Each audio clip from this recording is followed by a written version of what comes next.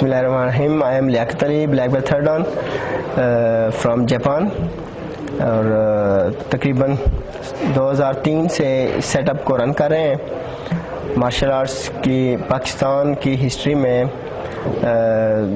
بہت سارے ماسٹرز گزر چکے ہیں اور اب جو کہ ہم کام کر رہے ہیں یہاں پہ تقریباً 15 سال سے.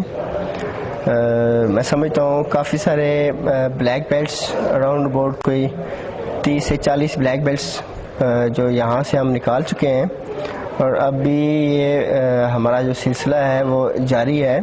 اور پہلے کی نسبت میں سمجھتا ہوں کافی جوش و خروش کے ساتھ ہم اس کو آگے لے کے چل رہے ہیں.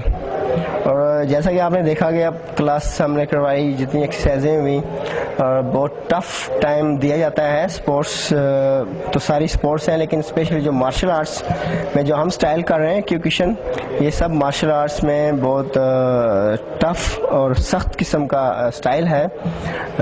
اس میں جو کہ اسٹائل کا تعارف آپ کو کراتا چلوں کہ بیسیکلی یہ جاپان سے بلانگ کرتا ہے, اور یہاں پہ جو ہمارے مین ٹیچر ہیں وہ ہیں ظہور ہاشمی صاحب.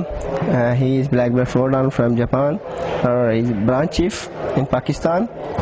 اور آپ اس وقت جو کھڑے ہیں لیاقت martial arts and کیوکشن karate academy میں, یہ پاکستان کا ہیڈ کوارٹر بھی ہے. اور اس سلسلے میں آپ کو اپنا میں نے 1989 سے اسٹارٹ کیا, اور مختلف مراحل سے گزرتے ہوئے 2003 میں کویت میں انٹرنیشنل ایونٹ میں پارٹیسپیشن کی, جس میں الحمدللہ سب سے بیسٹ پرفارمنس رہی. اس کے بعد 2010 میں ملیشیا میں کھیلا, وہاں پہ میں نے ایک ایشین ریکارڈ قائم کیا, فاسٹسٹ ناک آؤٹ کیا میں نے 6 سیکنڈ میں, اور الحمدللہ پاکستان کا جو جھنڈا ہے وہاں پہ میں نے بلند کیا اور وہاں پہ لہرایا. اور ابھی بھی ہم پاکستان میں نوجوانوں کے حوالے سے بہت سے ایکٹیویٹیز, بہت سے پروگرامز کر چکے ہیں, اور آئندہ بھی ہمارا یہی ہے کہ ہم اپنے نوجوانوں کو مثبت سرگرمی کی طرف لے کے آئیں. جتنے بھی منشیات کی سرگرمیوں ہیں ان سے نوجوانوں کو پازیٹیو سائڈ پہ لے کے آنا, یہ ہمارے سیٹ اپ کا موٹو ہے. ہمارے جو نوجوان ہیں وہ اس کھیل کی طرف زیادہ سے زیادہ ہیں. یہ ایک مارشل آرٹس کراٹے ہے, باکسنگ ہے, جمناسٹک ہے, باڈی بلڈنگ ہے, فٹنس ہے, بہت سے سٹائلز ہم یہاں پہ سکھاتے ہیں. اور نوجوانوں کے لیے میں یہی کہوں گا کہ غلط قسم کی جس طرح باقی سپورٹس ہے لائک سنوکر یا اور جو اس کے بجائے آپ اس سپورٹس میں آئیں, تاکہ ایک اپنا صحت مند آپ ذہن پائیں اور ایک اچھا نوجوان ابھر کے سامنے آئیں. میرا نام کامران خان ہے, اور یہ میرے ساتھ black belt first Dawn Hasan Ali کھڑے ہیں. جیسا کہ ابھی کچھ ٹائم پہلے ہمارے استاد نے آپ سے انٹرویو میں کہا کہ ہمارے پاکستان میں نوجوان جو نسل ہے وہ آج کل برائی کی طرف اور منشیات کی طرف بڑھتی جا رہی ہے, جبکہ میں اور میرے ساتھ کھڑا پلیئر حسن علی ہم خوش نصیب ہیں کہ ہمیں ایسا استاد ملا. یہاں سے 40-50 بلیک بیلٹس یہاں سے ہم نے پروموٹ کر کے آگے بھیجے.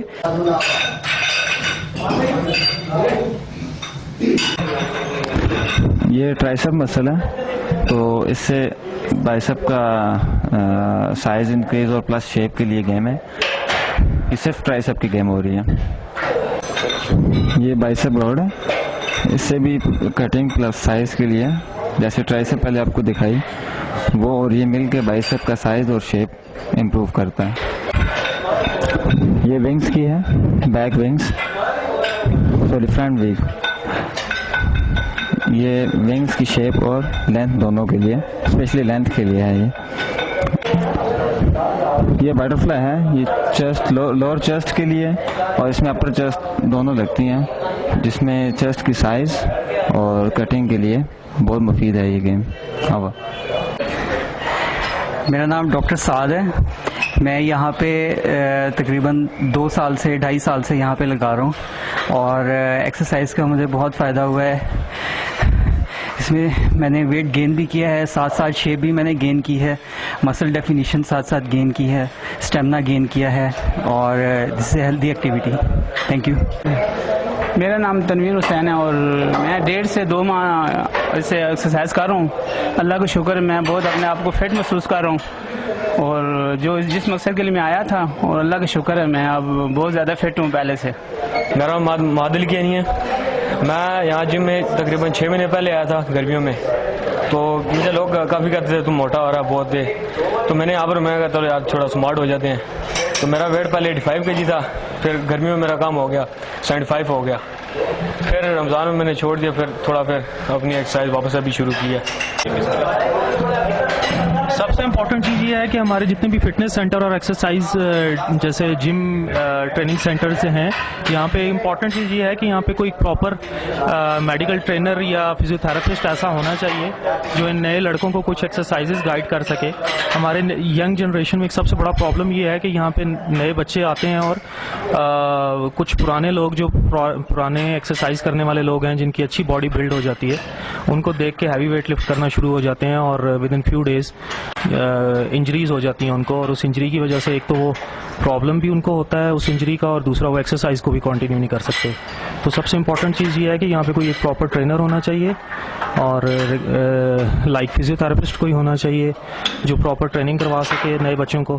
اور دوسری چیز یہ ہے کہ ڈائٹ مینٹین کرنی چاہیے پراپرلی، اور جتنی بھی نیوٹریشنل ڈائٹس ہیں جیسے ہمارا پوٹیشیم، کیلشیم لیول اور انرجی سورسز جتنے بھی ہیں وہ انٹیک اچھا ہونا چاہیے، لیکوڈ انٹیک ہونا چاہیے، پلین واٹر انٹیک نہیں ہونا چاہیے. اور بہت ساری اور امپورٹنٹ چیزیں ہیں جو ساتھ ساتھ ٹائم کے ساتھ ساتھ بچے سیکھتے ہیں، لیکن انیشیل فیز میں وہ انجری کی شکار ہو جانے کی وجہ سے اپنی ایکسرسائزز کو کنٹینیو نہیں کر سکتے. تو اور باقی کچھ گھر پہ پیرنٹس کو ان چیزوں کا خیال رکھنا چاہیے کہ بچے کن ایکٹیویٹیز میں انوالو ہیں. اگر وہ گھر سے جاتے ہیں تو جم کا ہی بتا کے جاتے ہیں اور جم ہی جانا چاہیے انہیں تاکہ وہ پازیٹیو ایکٹیویٹیز میں انوالو ہو سکیں. میرا نام عثمان مغل ہے. میں لیکا جم میں ایز اے انسٹرکٹر پچھلے 5 سال سے لوگوں کو ایکسرسائزز وغیرہ کروا رہا ہوں، اور خود مجھے تقریباً اس فیلڈ میں 9 سال ہو گئے ہیں.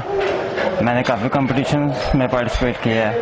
2009 میں مسٹر پنڈی ڈویژن رہا ہوں، 2007 میں مسٹر پاکستان، اور 2010 میں مسٹر پنجاب میں پارٹیسپیٹ کیا ہے. میں بیمار ہو گیا تھا، میرے بائیں گردے میں پانی آ گیا تھا.